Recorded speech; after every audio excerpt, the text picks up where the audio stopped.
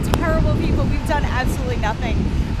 We're maybe trying to get out of the city early if possible today, but I don't know if that's going to happen since we both have to work. So hopefully we'll get to the grocery store and buy some things, but we'll scrounge around our fridge and find something to eat, I guess.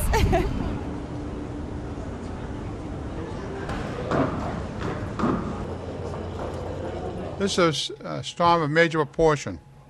Stay off the roads. Stay home.